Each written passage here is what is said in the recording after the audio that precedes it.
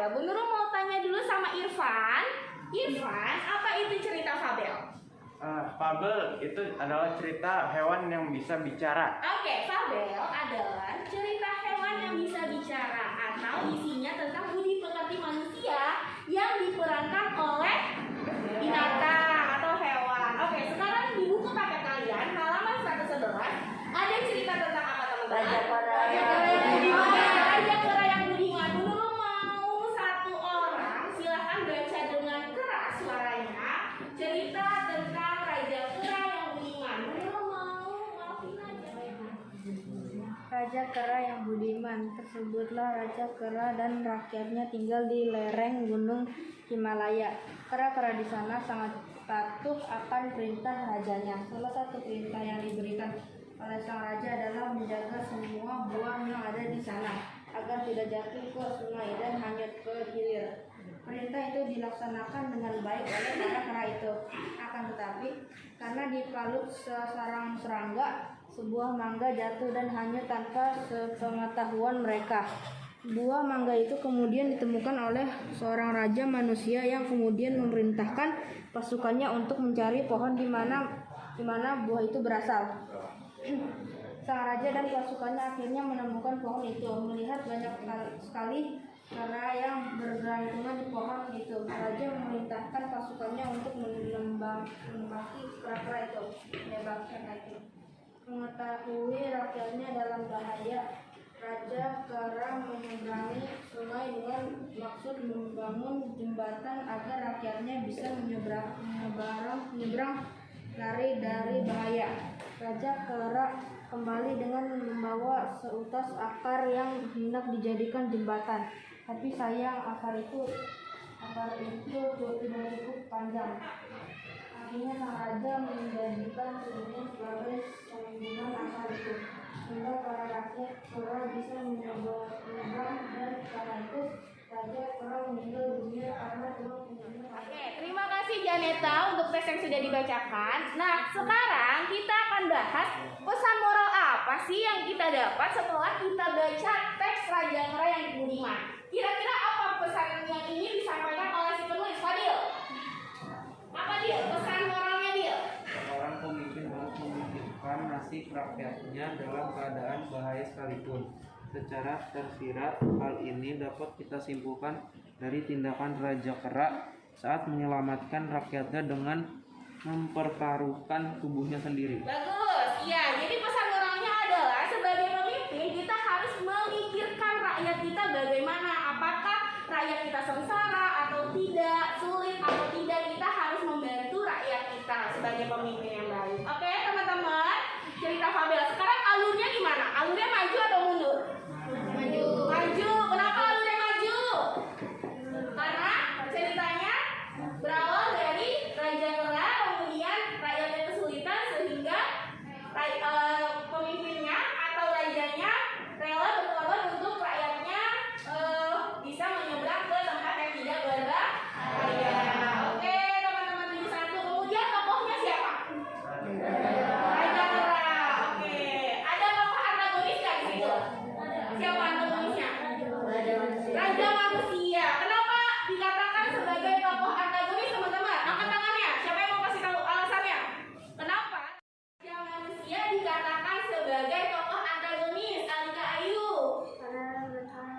Karena dia nembakin kera-kera itu. Karena Dia menembaki kera-kera itu. oke, betul sekali jawabannya. Antagonis itu tokoh yang apa teman-teman?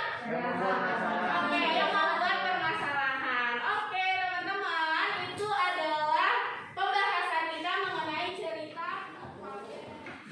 Oke, cukup sekian untuk bab cerita fabel. Kita kembali ke kelas teman-teman untuk membahas materi selanjutnya. Oke, silakan kembali ke kelas.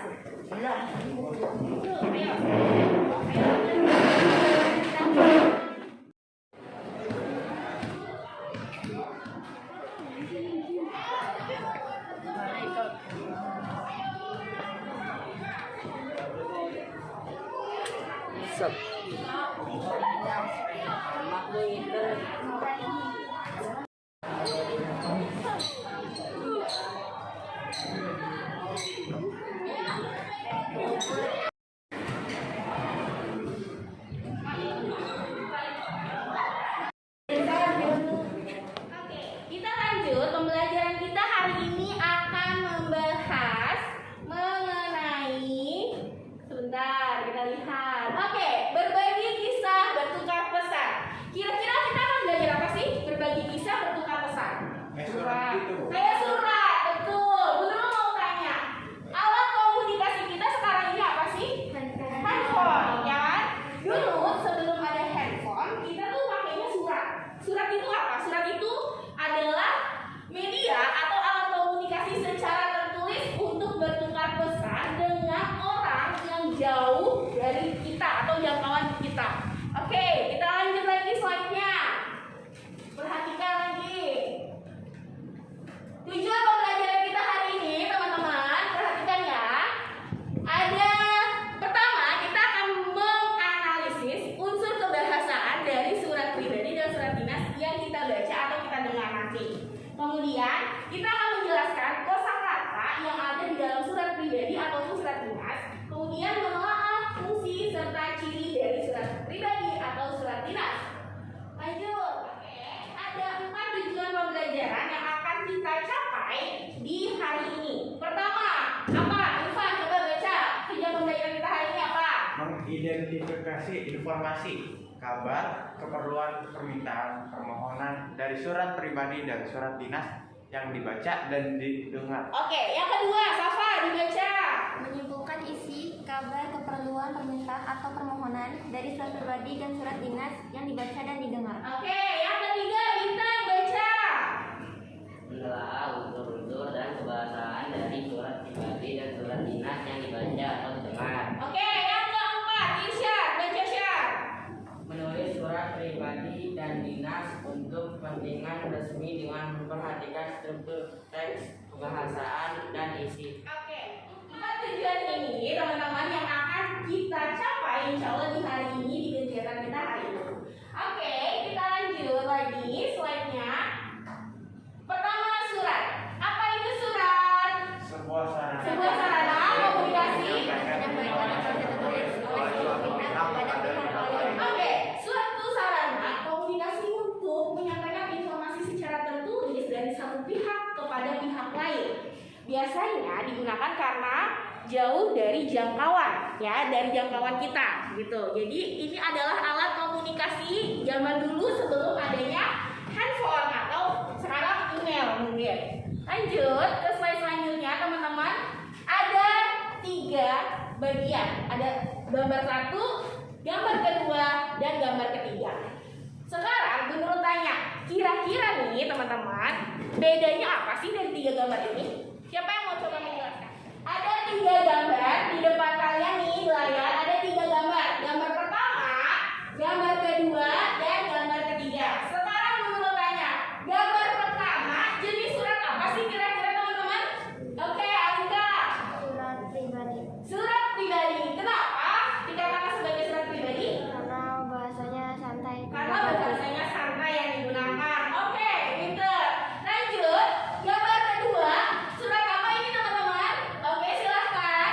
Surat dinas Kenapa dikatakan sebagai surat dinas? karena ada logo organisasi. Betul, lihat di atas. Nah, surat pribadi dia nggak punya logo instansi.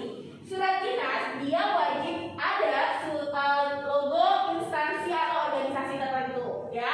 Yang ketiga, berarti yang ketiga jadi surat apa? Ayo siapa yang mau jawab? Oke, Yafi. Surat elektronik. Surat elektronik atau kita sebut sebagai email. Kenapa email? Karena ada logo kirimnya. Oke, lihat di sini teman-teman, ada kotak yang bertuliskan kirim. Berarti ini disebut sebagai surat elektronik atau kita menyingkatnya sebagai surel, ya, atau disebut juga sebagai email. Oke, ya, tadi penjelasan Bu Nurul mengenai jenis surat, kemudian dan perbedaan-perbedaannya. Sekarang kita akan bentuk kelompok yang terdiri dari 5 orang satu kelompoknya, ya. Gimana cara bentuk kelompoknya? Kita akan berhitung, oke? Dari Alfara 1, 2, 3, 4, 5. Dari 5 kembali lagi ke 1. Ngerti? Oke, kita mulai. Alfara 1, 2, 3, 4, 2. 1, 2. Tadi sudah berhitung semua. Sekarang silahkan bergabung dengan kelompok nomor yang sama. Ayo, silahkan. Oke, teman-teman. Sekarang kita mau latihan, ya, membaca surat pribadi dan menemukan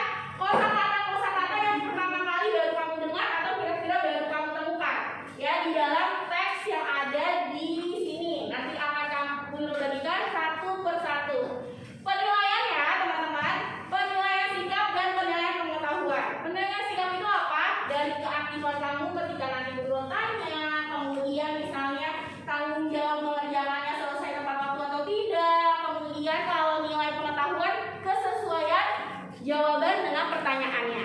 Oke, paham? Oke, ya Bunda bagikan dulu ya kertasnya ya. Satu kelompok satu kertas. Oke, cara mengerjakannya Bunda jelaskan. Di nomor 1 kamu mencari kata yang terdapat di dalam teks surat untuk bahan. Ya, teksnya di mana? Teksnya ada di dalam situ, tinggal kamu baca. Kemudian kamu melingkari garisnya, boleh secara diagonal ataupun vertikal. Ya, jadi nggak harus vertikal aja, nggak harus diagonal aja, boleh dua-duanya. Misalnya ada kata, misalnya contoh, ada kata makanan di baris ketiga, ya kan? Nah, kamu garis itu makanan, terus kamu tulis jawaban kamu makanan, gitu. Oke, ngerti? Ngerti. Silahkan dikerjakan dan didiskusikan dengan teman-teman. Kita diskusi bareng-bareng teman-teman. Ini ada bagi buta, tandain.